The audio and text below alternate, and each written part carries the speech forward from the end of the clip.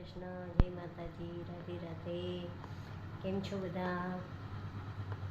સવારના 6 વાગ્યા છે. વેદી પણ રેડી થઈ ગઈ છે. વેદી માટે ટિફિન કરવાનું છે. વેદીને હમણાં શાકને રોટલી લઈ જવાના છે. એવું ઘરનો નાસ્તો લઈ જવાનો છે. તો આજે વેદીને શાકને રોટલી લઈ જવા છે, તો શાકની રોટલી બનાવું છું. ચલો બનાવી નાખું. વેદી વહી ગઈ છે સ્કૂલે. હવે મંદિર જઈ આવીએ. આજ તો ઘણું બધું રસોઈ પણ બની ગઈ છે. આજે કંઈ ઉપાધિ છે નહીં. આજે પણ થોડુંક ધુમ્મસવાળું વાતાવરણ છે. આજે બહુ ઝાઝું અત્યારે તો ધુમ્મસ નથી, થોડુંક છે. હવે જેમ જેમ દિવસ આગળ જાય તેમ પછી ખબર પડે કેવું છે. આમ છે બહુ દૂર ધુમ્મસ દેખાય છે, અહીંયા ઓછું દેખાય છે.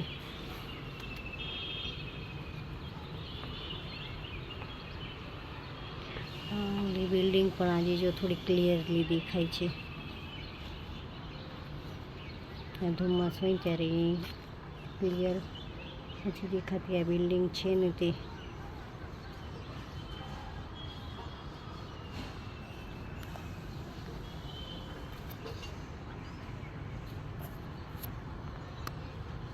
જો આ છે ને, આ બધું ધુમ્મસ જ છે. સામે જે બધું ઝાંખું દેખાય છે ને,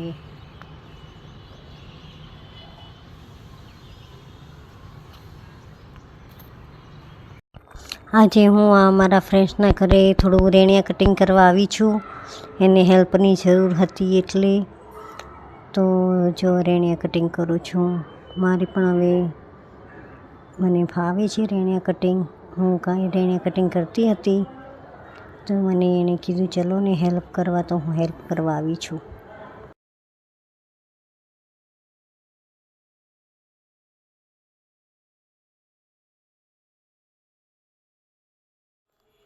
હેલો ફ્રેન્ડ્સ, આજે દૂધીનું શાક અને ભાખરી કરવી છે.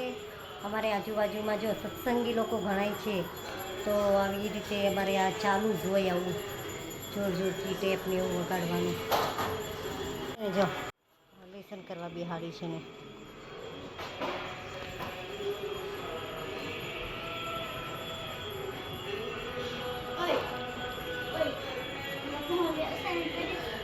પણ આવી ગયા છે. હવે જમી લઈએ.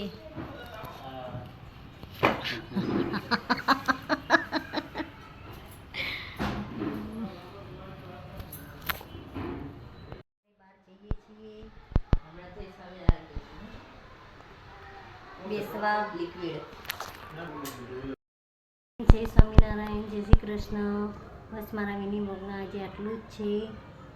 મારો બ્લોગ ગમ્યો હોય તો લાઈક કરજો, કોમેન્ટ કરજો ને શેર કરજો. જય સ્વામિનારાયણ બધાને.